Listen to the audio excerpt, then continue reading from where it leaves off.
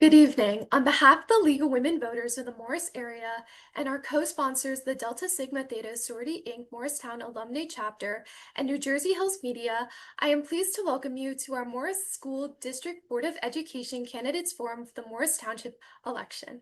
My name is Joy Treef. I'm a member of the League of Women Voters of the Morris area and a senior at Randolph High School.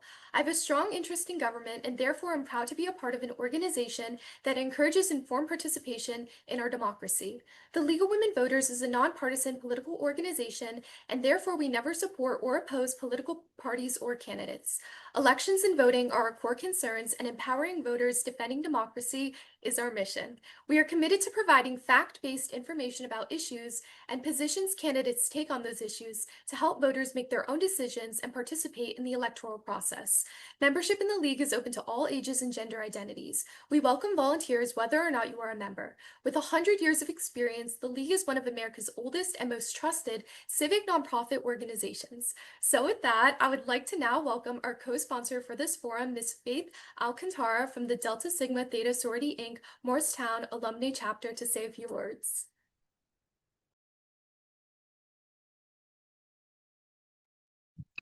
Good evening and thank you.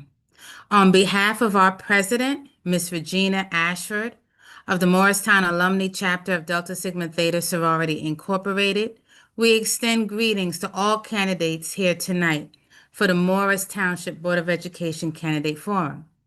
Delta Sigma Theta Sorority, Incorporated is an organization of college-educated women committed to the constructive development of its members and to public service with a primary focus on the Black community.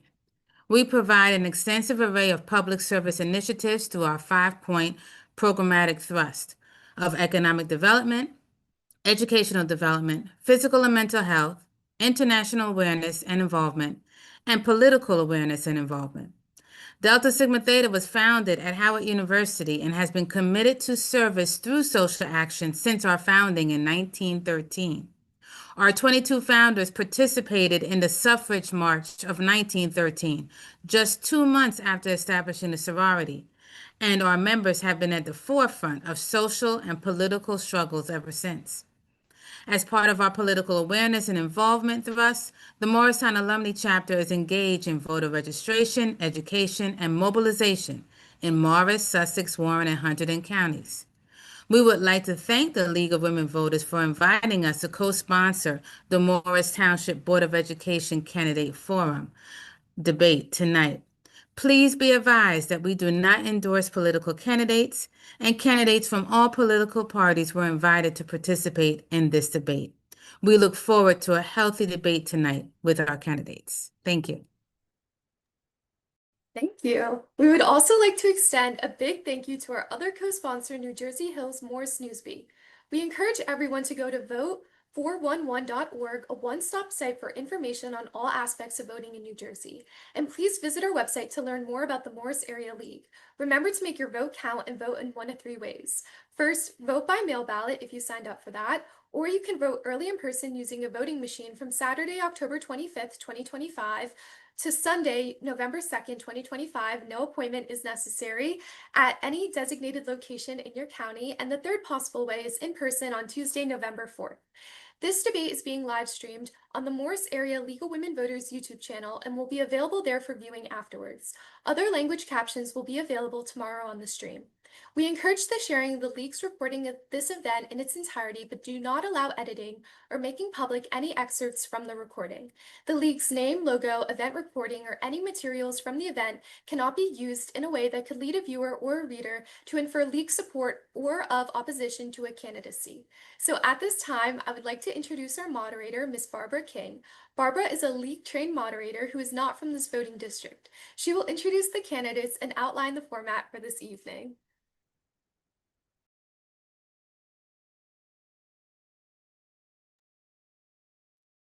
Thank you very much, and welcome everybody and the 3 candidates running for 2 seats on the Morris Township Board of Education. The program this evening will start with the candidates giving opening statements. They will have 2 minutes for the opening statement each. Then we will go to questions and answers. The questions have been submitted by the public.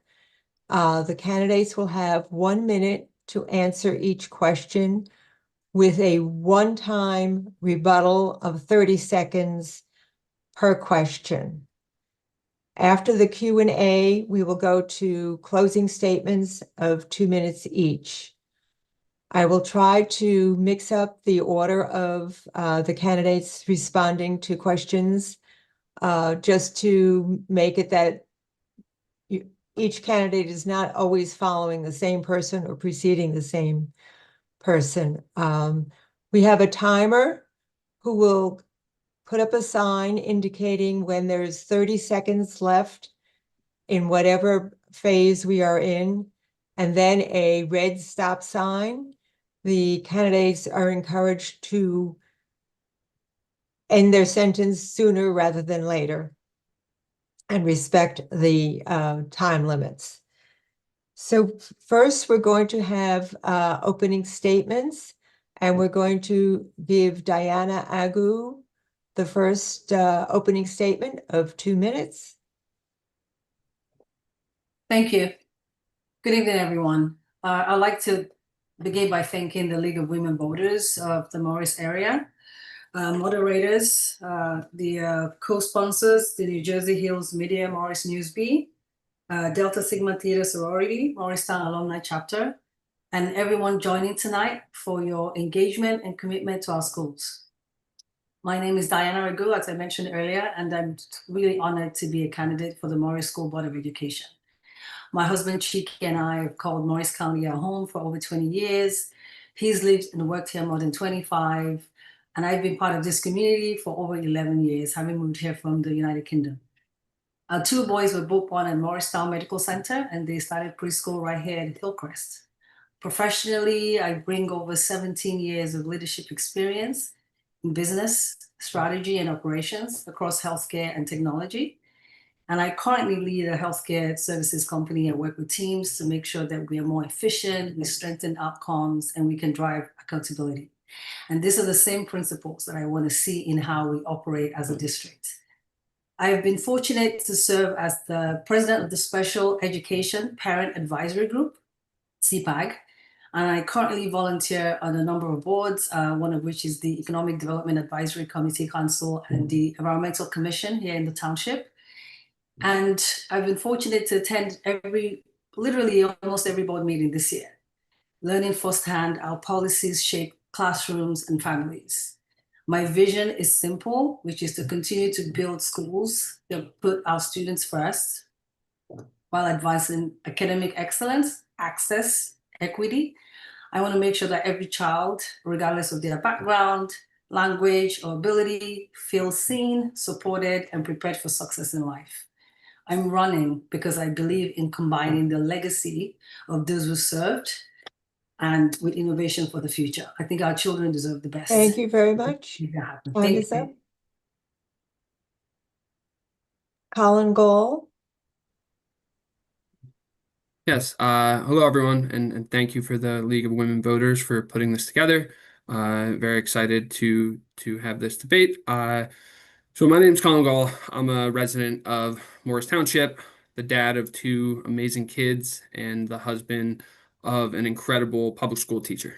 I want to start out by saying that the Morris School District is truly something special. That is, why we moved here. I grew up in the area. We have great schools. We have talented teachers. We have very strong programs.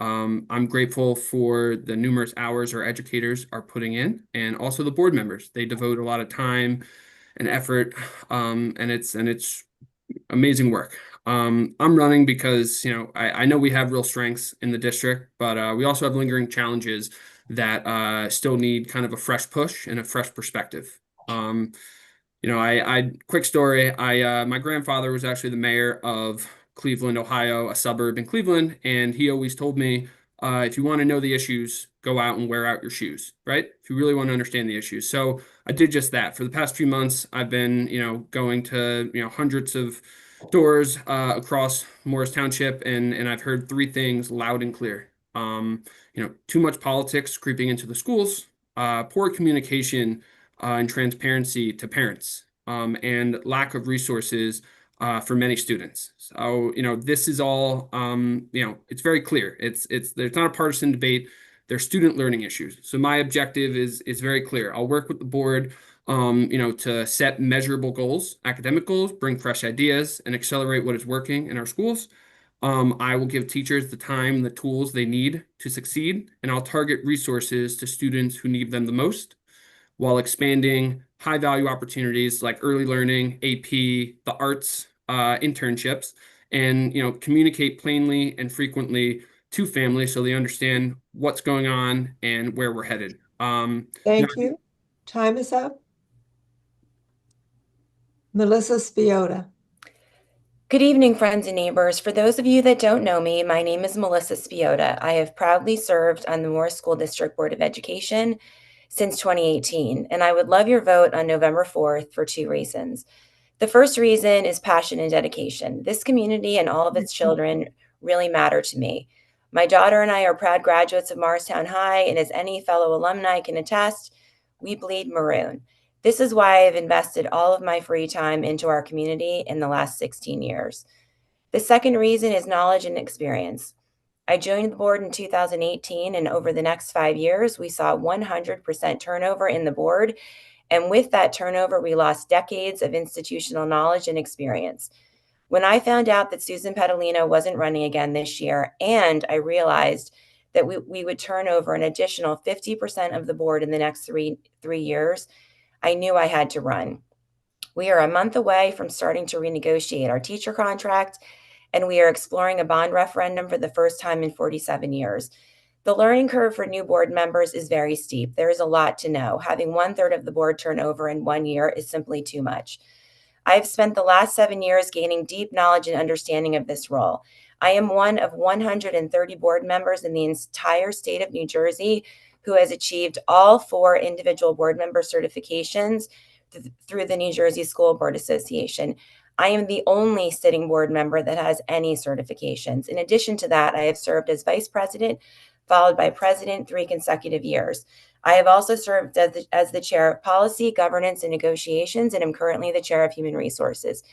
I have the knowledge and experience that I believe is crucial to our continued success. My goal in the next 3 years is to make sure that the next wave of board members is invested in our success and gains critical knowledge so that I can pass the baton. Vote for me on November 4th to keep my passion, dedication, knowledge, and experience on the board. Thank you. Thank you very much. Now we go to the question and answer portion. Each candidate will have 1 minute to respond to the question and a chance for a one-time rebuttal of 30 seconds after somebody else might have spoken.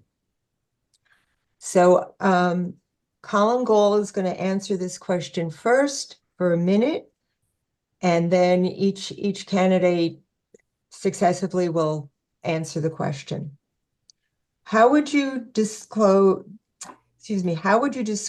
the primary role and responsibilities of serving as a member of the Morris School District's Board of Education?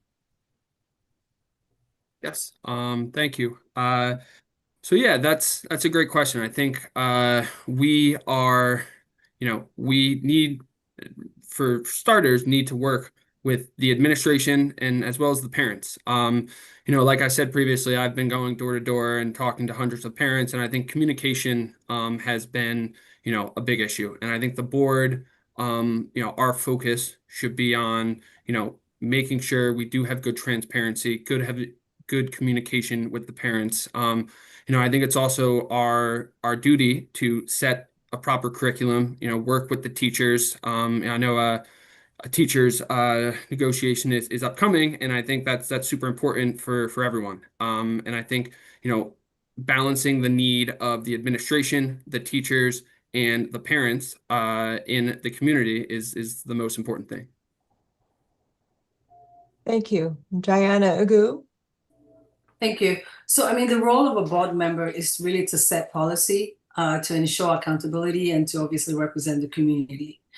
the board member, they do not manage daily operations. They're there to govern and not to micromanage. But, to Colin's point, we want to make sure that we have solid communication with our community, with our teachers, with our educators, with everybody that we're involved in, to make sure that we get the best outcome for our kids. And, that's one of the things, for me, attending, the board meetings since last year and going out and meeting people as well, really understanding how governance works and to see where I can add value and bring those fresh ideas and innovation. Melissa Spiota. Yeah, to Diana's point, the primary role of the board is to set policy. That's our biggest job. Our second biggest job is to hire and retain and evaluate our superintendent.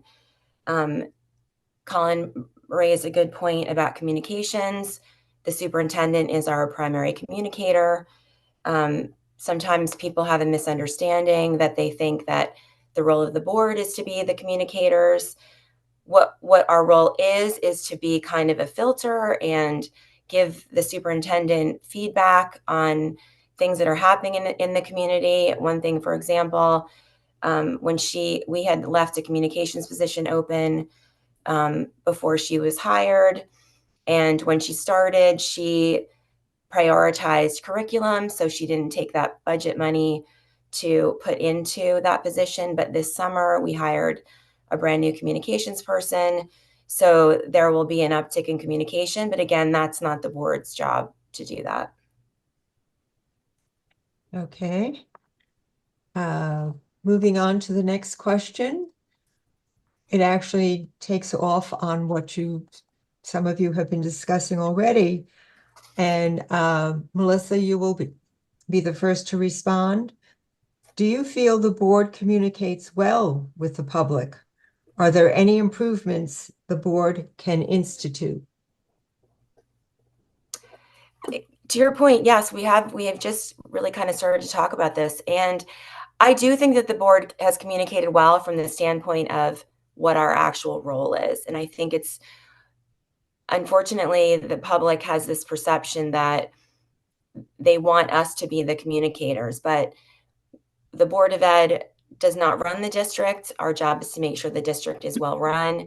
And so our job, when we think there isn't enough communication, is to say to the superintendent, listen, we think that there's opportunity for more communication, but we're not the ones to do that communicating. One of the things that Anne instituted when she started was quarterly coffees, and she's continued to do those. So she makes herself very available to parents, and we're kind of the court of last resort. So if somebody feels like they're not hearing from her and they're not satisfied, they can come to us. But before that, there's a protocol and process of who to reach out to. Colin Gall? Yeah, so I think the board, the communication and transparency, I think, you've seen in the, past 10 years, the population in Morristown grow roughly 11%. But you've also seen the enrollment in school districts go down roughly 2%. There's a disconnect there. And I think a lot of parents, just from going door to door, listening, really understanding, the board, Melissa's right. It's not necessarily our job to communicate, but it's also our job to make sure that the parents feel, secure and feel, that they can send their kids to school and they are heard because they should have a voice. And I think, there should be more open board meetings to the public. There should be open, communication, transparency, whether it's public dashboards or, more notifications, communications going home to parents.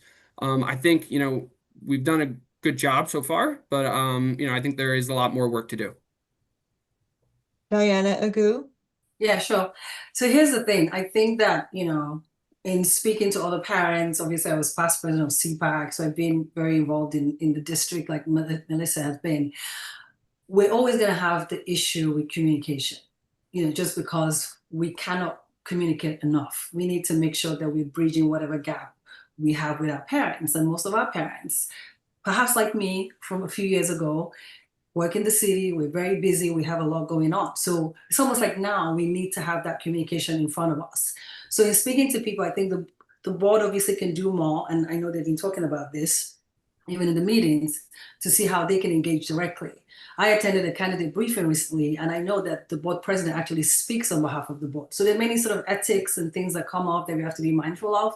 But to answer the question, I'll be very much happy to push where possible, coffee sessions, retreats. I understand there was one that happened recently. I don't know if our parents were aware of that, where we get the opportunity to really engage with the board and have those one-on-one conversations. Thank you. Thank you. Moving on to the next question. And we'll have Diana respond first. What would be your top budget priorities? Where do you see opportunities for more efficient spending, particularly at a time when we are dealing with aging school infrastructure, advancing technology, staffing shortages, and safety and security concerns? 1 minute. Okay, so we have an issue with obviously the cap that we have, and I think that there's just so many things going on now where we have so many areas. We have a referendum coming up in order to really see how we can better improve a lot of those buildings that we have and the facilities that we have. And that's a really important thing that we're doing. This is not something the district has done in a long time. I think in 40 years, don't quote me, but it's really understanding that 2% cap challenge. But where I would put money is really investing in our education, our teacher development. We have the best teachers. We've been in this district for many years. We want to make sure that we can just support our teachers and provide support for them. We want to make sure we have the right facilities. We want to make sure we are investing in mental health of our children, executive functioning. They have the resources that they need. I want to make sure that there's no child that's left behind, and really making sure that we look. I'm a data person, and we use our data to see where the gaps are. So we really want to understand first where the gaps are and then see how we can fix that. Thank you. Thank you. Right on time. Melissa Spiota? Yeah, I mean, Diana raises a really good point. In terms of the money that we have, professional development and mental health are definitely top priorities. We've already spent lots of money on great technology. We're always looking to improve security. We just added 3 new vestibules. This is a very large district, and it's very difficult to do what we're doing within the 2% cap. And, over so many years, we haven't had a referendum in 47 years, and districts around here have referendums on a constant rotating basis, and which is the reason why we're looking to do it this year, because when salaries and budget and healthcare are a very large percentage of your budget, there's only so much you can do. So that's a big focus for us in the coming year for sure. But I agree with Diana, professional development and mental health. Colin Gall?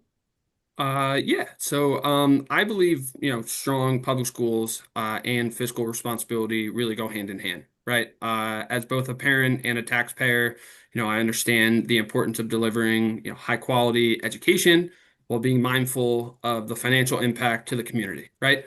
I think that means, spending every dollar and having it be tied to outcomes that directly benefit students, right?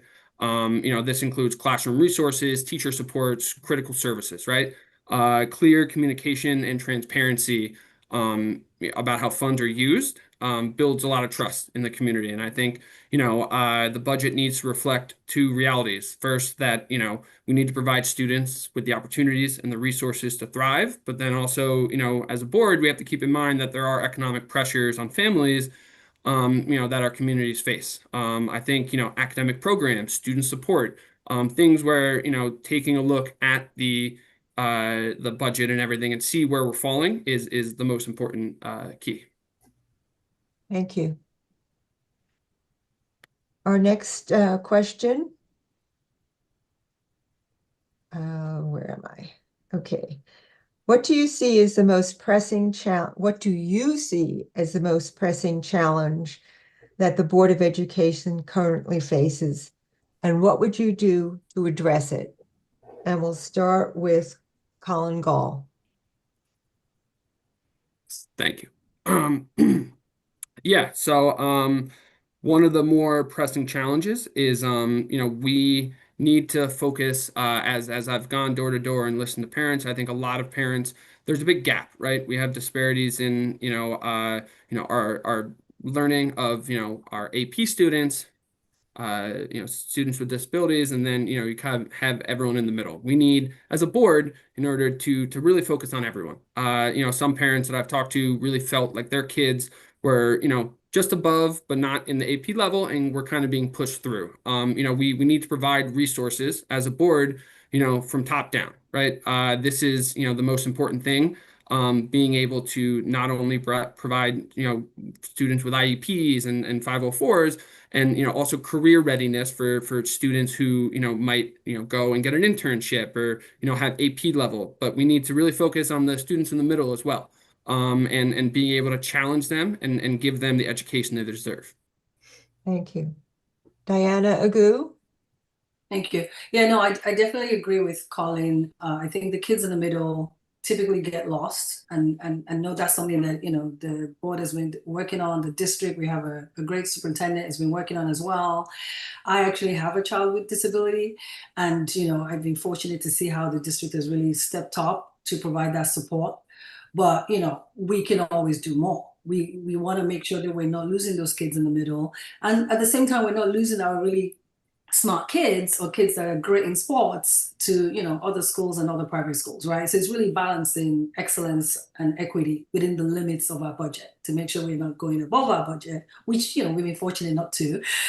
Thankfully, I've been attending the meetings, but also making sure that we're able to continue to be innovative and provide new avenues and opportunities for our kids. So I definitely agree with Colin, and just wanted to add my 2 cents there as well. Melissa Spiota? Yeah, so I would agree that career readiness, the kids in the middle, those are all great challenges that we've been trying to address. Last year, we started the strategic planning process, and a lot of efforts have already started in that way. One of the things that we did last year is we hired a second director of guidance at the high school, because I think so much of the energy of our original director of guidance was being focused on mental health, that the career readiness was really not necessarily as much of a priority as it could be. So we're on a great trajectory with that, which is fantastic. But really our biggest challenge right now, because our brand new superintendent, relatively new superintendent, is working a plan on so many different things around curriculum and special ed and bilingual, that our biggest challenge is our 2% cap. The fact that all these years we're trying to manage with only 2% increase, it's nearly impossible. So that is our biggest challenge. And going through the process of getting community feedback and going forward with a referendum is going to be our focus. Thank you. And mentioning the referendum, plans for 2026 referendum are on a high school expansion are being formulated. Do you believe the expansion is needed? What do you believe the impact will be on taxpayers? And we'll start with Melissa. Yeah, so actually there isn't necessarily a plan to have an expansion at the high school.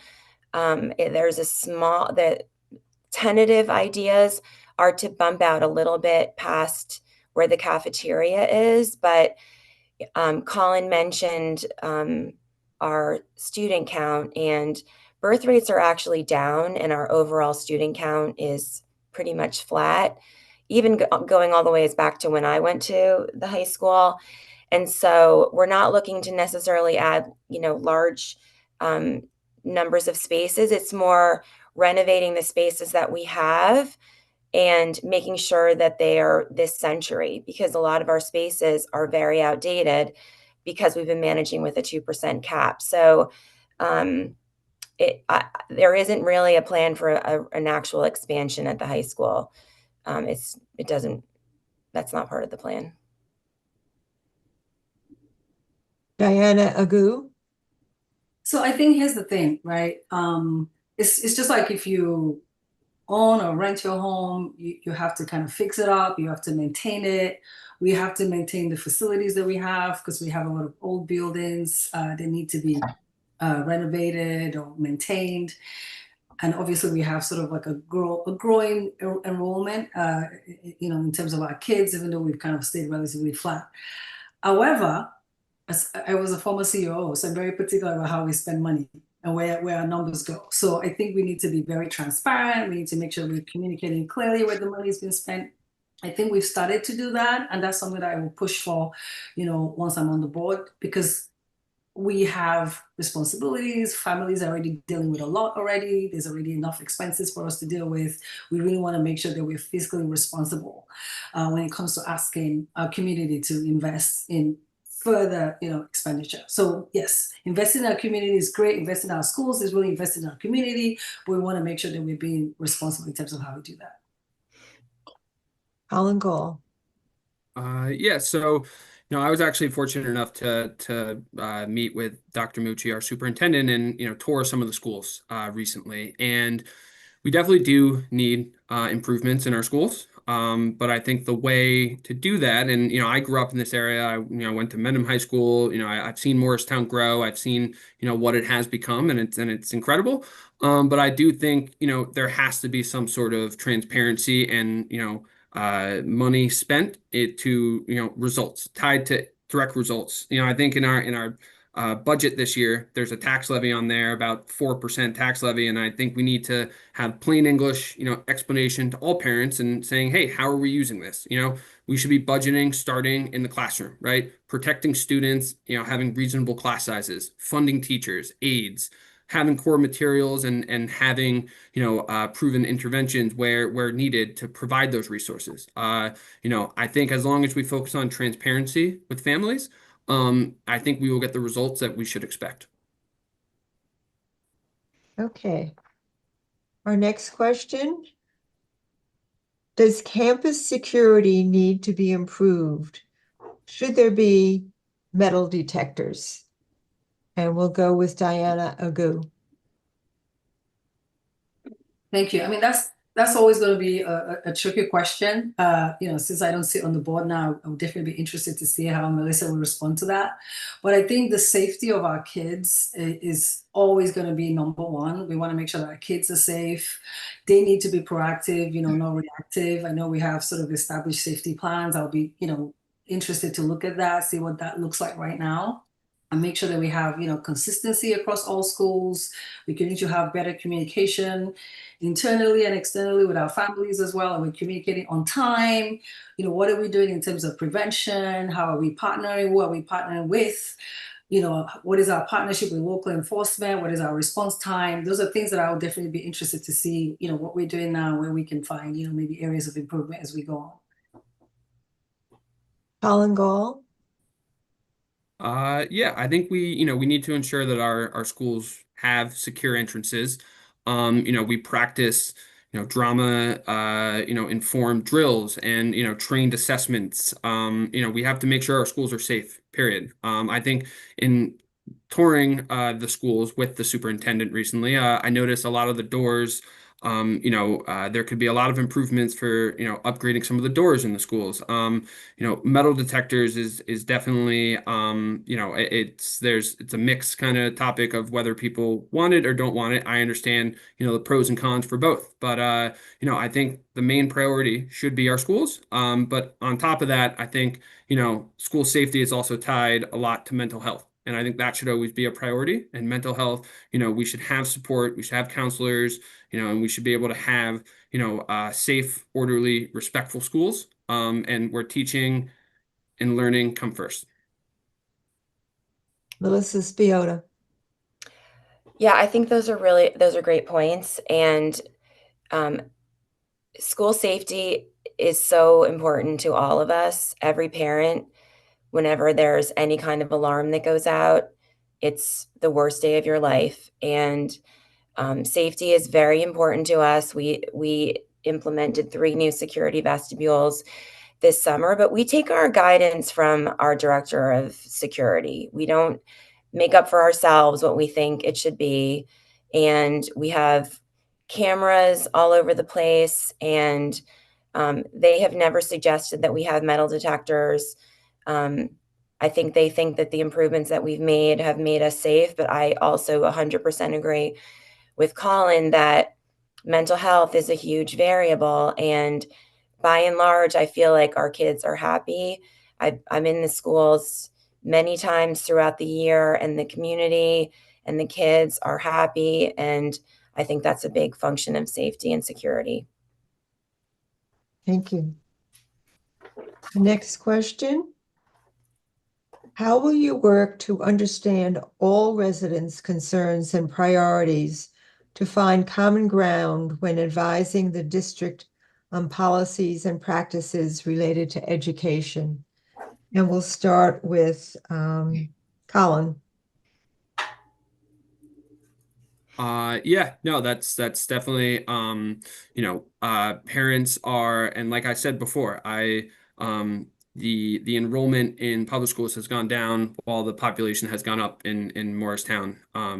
And I think, parents really deserve a voice, and they deserve clear information, right? I think a lot of parents are sending their kids to private school due to, the lack of communication with certain, policies that are being put in place, lack of communication just in general, and transparency with the board and the teachers. I think if we really work together as one, like I said in the very beginning, the board, the teachers, and the administration, and we have a safe environment, good curriculum, and be able to work together, I think that's the most important thing. Melissa Spiota. Yeah, I take a different stance on this, because since I'm at every board meeting, I know that we don't have parents coming complaining about what's happening. And the reality is that this community has a large contingent of people that 100% plan on sending their kids to private school, whether it's for high school, whether it's for middle school, for different reasons, for parochial. That's going to be their choice. And the truth is, if every kid that could come to our district would, we wouldn't have space for them. But at the same time, it's important to us that we capture as many of our kids as we can. Recently, last year, we implemented a new lights on the football field and a brand new scoreboard, amongst the host of many other things.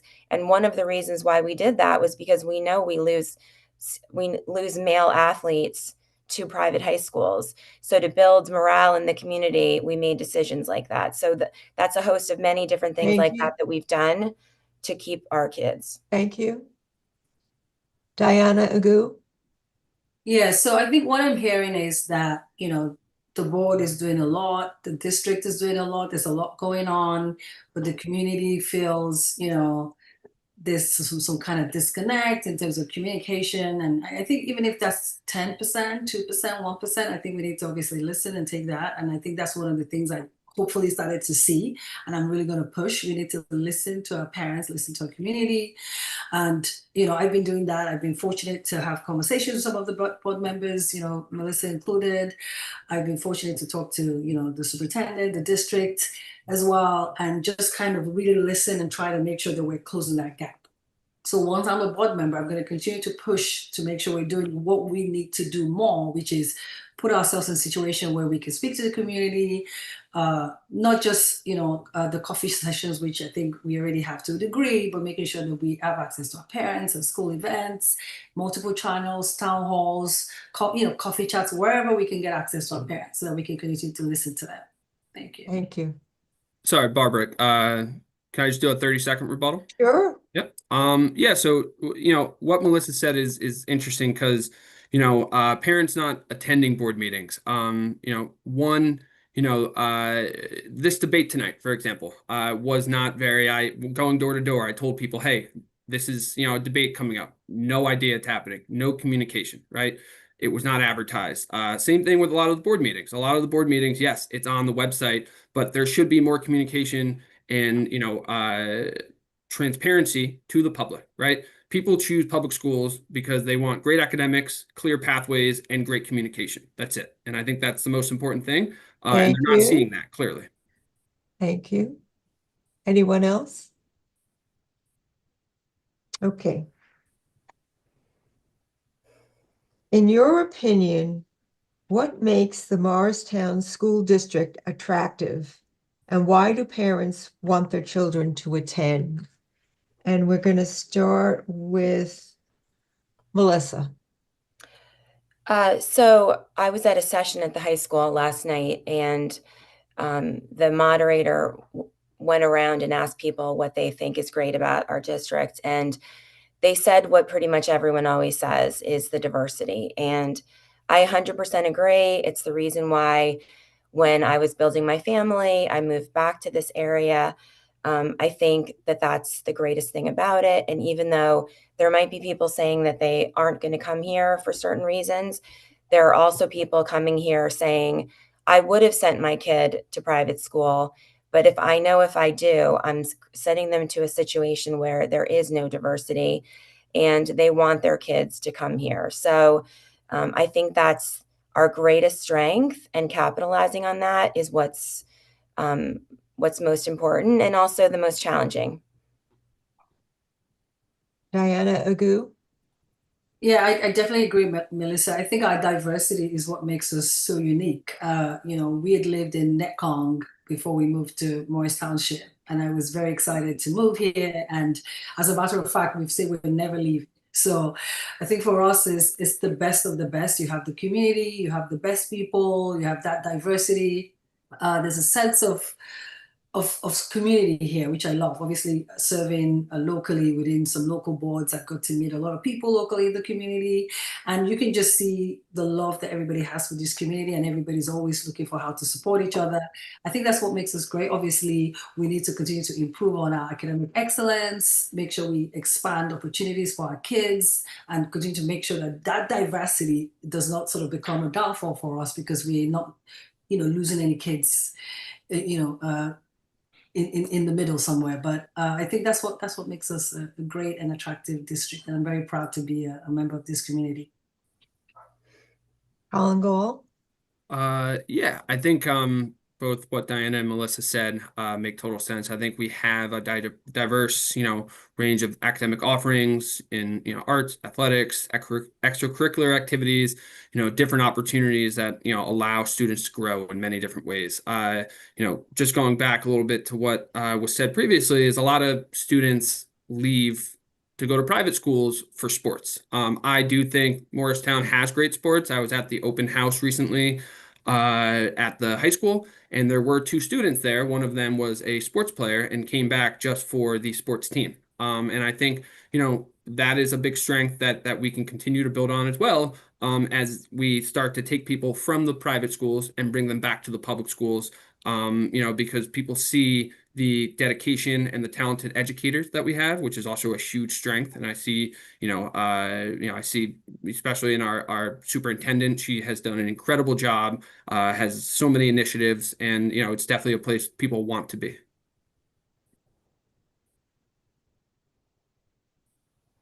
As a board member, what options do you think should be offered for non-college bound students?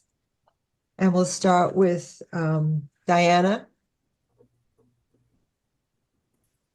Thank you. That's a very good question. I know that the district has been working on getting options for our children that are not going to go to college, which is basically looking at sort of the vocational offerings that we have. There's a lot of work that's been done with that. So we obviously want to make sure we continue to expand that.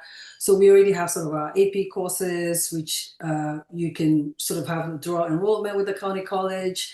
And that helps to prepare students for STEM and business pathways, even if they're not going to college. We obviously want to focus on some of our kids that are more interested in the other vocational aspects of it. And I think Melissa might be able to give some more color around this. The board is already exploring options of building out something for our children in terms of just advancing opportunities for them vocationally.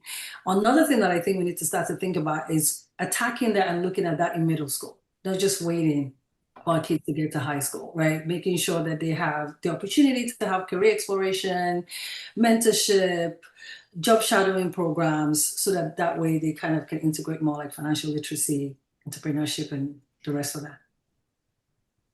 Colin Gall.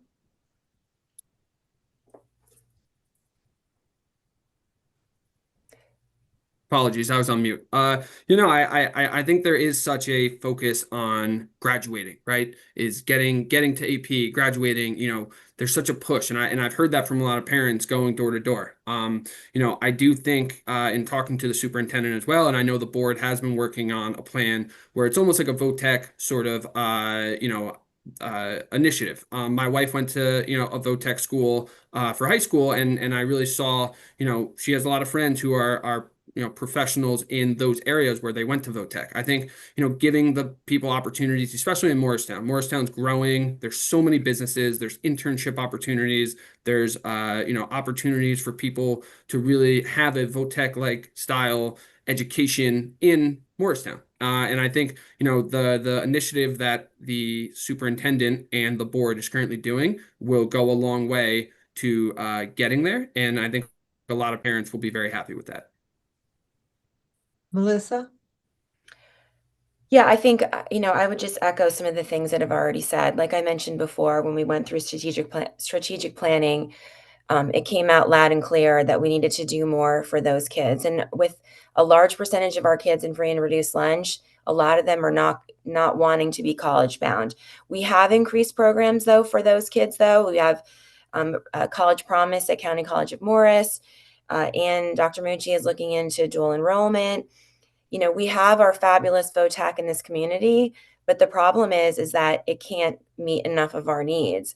And when part of our budget was sent to the VOTAC all those years ago, it kind of tied our hands a little bit. One of the programs that we've been building out is our culinary program, and we're looking to build a stronger partnership with County College of Morris because we know a lot of our kids go into restaurants in the area, but I think internships, there's so many big businesses, small businesses, there's so many opportunities. The hospital is a good partner for us. So there's just a lot of opportunity. Next question. What are your views on athletic and fine arts programs, including band, theater, art, music, to the overall success of the educational process? And let's start with Colin Gall. Yeah, I'm glad you asked that. So my wife is actually a public school teacher. She's been a public school teacher for 10 years. She is an arts teacher. She runs the dance program in a different district. And I've seen firsthand the effect that the arts can have on a student, right? Not only, emotionally, but I also think just a well-rounded student. I always grew up being more of a sports player. And I was never, really into theater or dance or any of the arts. And, meeting my wife, she's really opened that up for me. And I have a great appreciation for that. And I think, yes, sports are amazing, but I also think being able to have the other ways to express yourself and to, a lot of students, that's the way that they get kind of, be able to express themselves, be able to talk and to, be in these classes where whether it's dance or theater or art. And I think that's very important to the overall education of each individual student. Diana Agu. Thank you. That's a great question. I think I was one of those kids that actually did some athletics and then I did theater. I was singing. So I kind of did a little bit of both. And I definitely think that he made me who I am today, very well-rounded. And that's actually something I'm doing for my kids. So I have my kids doing pretty much, maths, art class, sports, anything that they like to do. I try to make sure that I get them those type of programs. And so I definitely think that they're essential part of a well-rounded education, for our children. And that's something that I know we're again looking at, but we can always invest more and look for where we can get some partnerships to sponsor some of that. I think it also goes back to our mental health, right? There's so many things happening right now. There's technology. There's just so many things that our children have access to. We want to make sure that we give them opportunity to really be able to have some fun and develop and grow and try their hands at different things, So I definitely think that, they say sports builds teamwork and the artwork builds your imagination. So, Melissa Spiota. So athletics, fine arts, any of the other opportunities that kids have in this district to get involved and to be more well-rounded, to have a balance to, the homework that they have, the ability to, de-stress, it's such a critical component of our district, and we couldn't be prouder of all of our programs. We spend a lot of money on our extracurricular programs. In our last teacher negotiation, we actually increased stipends to coaches and club leaders because we believe so strongly that those programs are critical to our success. And they're also the reason why we know kids want to come to our community, because we have award-winning theater, award-winning marching band, award-winning arts programs. So it's a big component for us. Barbara, can I just 30 seconds? Yeah. Go ahead. Yeah, no, I think one of the kind of downfalls to the Morris School District is the arts program, right? My wife being an arts teacher, I don't think, we do not have a dance program, let's say, at the high school. We do not have certain programs that can really help students. My wife has had students that come in, have never done dance, and then now they have careers in dance. It really opens up a lot of opportunities. And once again, it's also a very, very good outlet for mental health. I think, that is huge. And I think the Morris School District has to get better at that. Yeah, I'm gonna ask Go for. ahead, Melissa. Yeah, so actually that's something that exists at the county VOTAC, and that's the reason why it doesn't exist in our school. That money was actually taken out of our budget for the county. So where your wife works is in a different county and it works differently there. So we have clubs and other opportunities for dance for kids to participate, but that if you want dance in this county, you have to go to the VOTAC for that. And that's, apologies, Barbara, that's the entire reason why we should be focusing on that and should be, we should Thank be you. sending people to VOTEC. We should be bringing people here to have those first class programs. Okay, the next question is, do you feel the process for parents opting out of the sex education part of the health curriculum works? Would you change anything? And let's start with Melissa. I mean, I don't think that we would change it. I mean, I would love to hear more parent feedback on what would need to be changed. But since it is an opt-out, I'm not sure that we would do anything differently. We are mandated by the state in terms of that curriculum. So it isn't something that's, up to us as a district to make changes in that area. But I would love to hear more feedback on what someone has a particular concern about. Colin Gall? Yeah, I think that's one of the bigger things that I've talked about with the content and the curriculum. A lot of parents are concerned that things are getting too political in school. 10 years ago, politics wasn't in school, and now it's all about politics. I think, we need to give parents more communication, more transparency. I do understand that a lot of things are state mandated, but I also think, when we were young, when I was young, we had to, sign the permission slips. We were, our parents were very well informed, and I think we need to continue to do that. As the curriculum evolves, I think we need to be able to communicate and talk to parents and have them, be transparent and, have them be, informed, and that's how we can build on that. Diana Agu? Yeah, I mean, I would agree. I think parents have really shared, about being more involved with curriculum. I'm one of those parents. I'm very particular. I like to know what's going on. So I definitely think that we want to make sure that we're having those opportunities for parents to be able to, have input and insight into what's happening and what's going on. It is true that the curriculum is mandated by the state and implemented by the district, but we definitely need to make sure that as part of this communication and transparency that we've been talking about, we can always do better at that parents definitely have the opportunity to add their 2 cents, and it will also make for a great partnership as well. So Final question. What financial expertise would you bring to the school board? What is your experience in working with large budgets? And we'll start with Diana Agu. Okay, thank you. So I've been fortunate to have worked as a CEO on Wall Street. So I think my most recent budget was I managed a budget of 500 million and across 6,000 people. So I literally have lived my life, crunching numbers for 70 years of my career. And now that I run my own business, this is something that I do on a day-to-day basis, managing operations. So that's something that I'm very comfortable with. I studied law, but ended up in business management and project management, and it's something I'm very comfortable, and I'm really looking forward to stepping in and learning to see how we're running the budget for our district and where I can add value as well. And also I sit on a bunch of boards already, and so I already know to a degree how a board works and some of the things that we need to be looking at when we're looking at numbers and finances. So that's a little bit of my background. Melissa Spiota?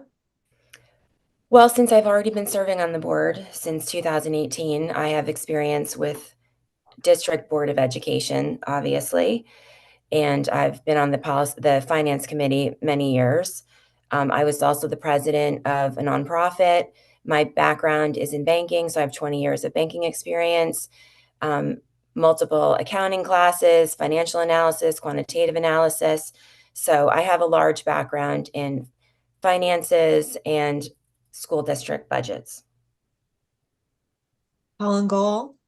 Yes, I think so professionally I work in the finance industry right now at a hedge fund in New York City as a compliance officer, right? So my career has always been built on transparency, accountability, and ensuring, systems run responsibly and, efficiently and effectively, right? And I think as a board member, that's kind of what we need to do. We need to make sure our resources are used properly, policies are followed, and decisions are being made in the best interests of the children, right? And I think, what I have experience working in the finance industry, my entire career is far beyond, kind of what the board would be working with. And I think my experience lines up perfectly with being able, having the personal connection, but also the professional experience, could make me or does make me uniquely qualified for this position. Okay. So we finished with our question and answer portion, and we're going to have 2-minute closing statements. And we're going to do it in reverse alphabetic order. So Melissa Spiota, you're on first. 2 minutes. For 16 years, I've poured my heart into this community, from leading the HSA and serving on the MEF to organizing food drives and supporting many of our amazing local organizations. My daughter and I are proud Morristown High graduates, and I deeply believe in the power of our schools. But passion alone isn't enough. With 100% board turnover since I joined and more ahead, we've lost decades of institutional knowledge. As the only certified board member and having served as president, vice president, and chairs of most of our committees, I bring the experience and the relationships we need, especially as we face major decisions like contract negotiations and a historic bond referendum. I'm really proud of what this school board has accomplished since I've joined. I'm especially proud of what's been accomplished since our new superintendent started, because going through COVID was difficult for a lot of districts. It was exceptionally difficult for our community because of its diversity. And I feel really good about what we've accomplished. I know that there's always room for improvement, always. And there's something I wanted to mention, that a survey recently went out to parents to give them feedback on the schools. We are always listening to parents and want to hear from them. So vote for me on November 4th. Colin Gall?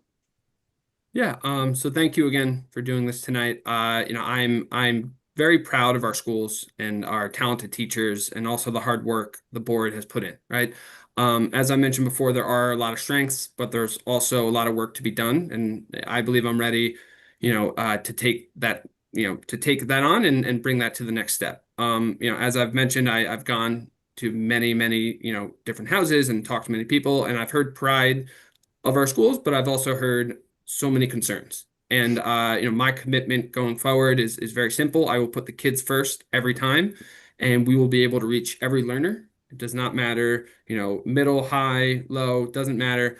And we will have every student leave the high school and the district career ready and prepared for what is next, and which is hopefully a bright future. Communication, transparency is always going to be big. And I think if we keep politics out of the classrooms, our teachers deserve support, not culture, culture war, crossfire. And if we focus the board on the curriculum quality, the safety, student outcomes, these aren't, like I said before, they're not partisan agendas. So every decision that we make should answer one question, and that should always be, does this help our students learn more today than they did yesterday? I